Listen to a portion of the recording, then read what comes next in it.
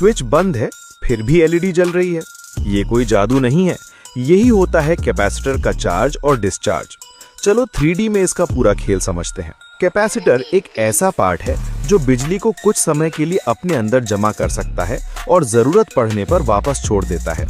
Capacitor के अंदर 2 metal plate होती हैं और उनके बीच एक इंसुलेटिंग परत होती है जिसे डाई इलेक्ट्रिक कहा जाता है। जैसे ही बैटरी जुड़ती है, इलेक्ट्रॉन धीरे धीरे प्लेट पर जमा होने लगते हैं।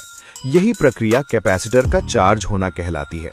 कैपेसिटर तुरंत फुल चार्ज नहीं होता, बल्कि धीरे धीरे चार्ज होता है और इस स्पीड को RC टाइम कांस्टेंट तय करता है।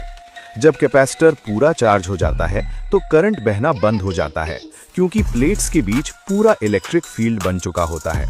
बैटरी हटाने के बाद भी कैपेसिटर चार्ज को अपने अंदर रोक कर रखता है। इसी वजह से एलईडी तुरंत बंद नहीं होती। अब जैसे ही कैपेसिटर को लोड से जोड़ते हैं, जमा हुई बिजली बाहर निकलने लगती है। इसी प्रक्रिया को डिस्चार्ज कहते हैं। इसलिए एलईडी अचानक बंद नहीं होती, बल्कि धीरे धीरे बुझती है, क्योंकि कैपेसिटर धीरे धीरे डिस्चार्ज हो रहा होता है। डिस्चार्ज के समय वोल्टेज धीरे धीरे कम होता है और इसका ग्राफ भी एक स्मूथ कर्व बनाता है। रेजिस्टर की वैल्यू बदलते ही चार्ज और डिस्चार्ज की स्पीड भी बदल जाती है।